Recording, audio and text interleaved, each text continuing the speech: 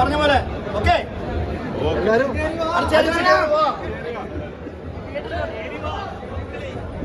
Okay മക്കളെ.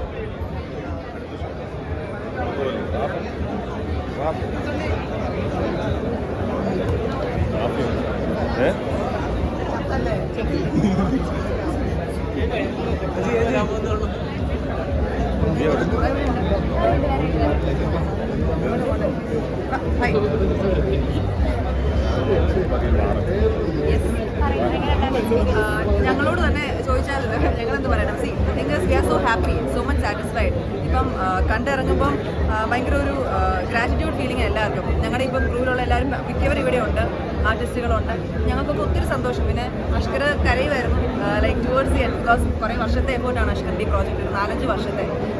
ആ എഫേർട്ടിൻ്റെ I think result നല്ലതായിട്ട് വന്നിരിക്കുന്നു. എല്ലാവർക്കും ഇഷ്ടപ്പെട്ടു, എല്ലാവരും കൈയൊക്കെ അടിക്കുന്നുണ്ടായിരുന്നു. നമുക്ക് കാണുമ്പോൾ ഭയങ്കര സന്തോഷം. ലൈക്ക് ഞങ്ങൾ അതിൻ്റെ അഭിനയിച്ചിരിക്കുന്നവരോട് നിങ്ങൾ ചോദിക്കുമ്പം വി ഫീൽ ഓവർവെൽ.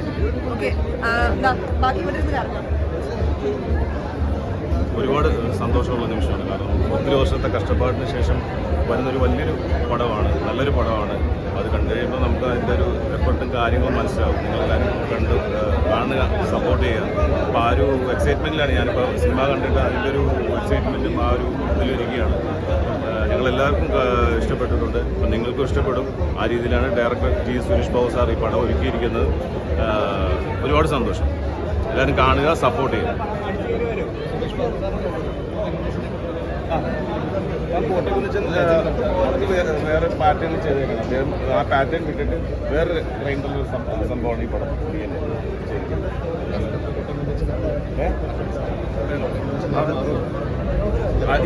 ഇല്ല. നിങ്ങൾ പടം കാണുമ്പോൾ അറിയാം കോട്ടക്കുന്നിച്ചനാണോ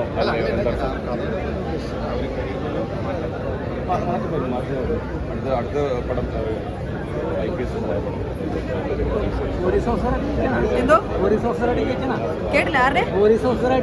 അല്ല, ഞാനല്ല. സിനിമ കണ്ടില്ലല്ലേ? കണ്ടില്ല.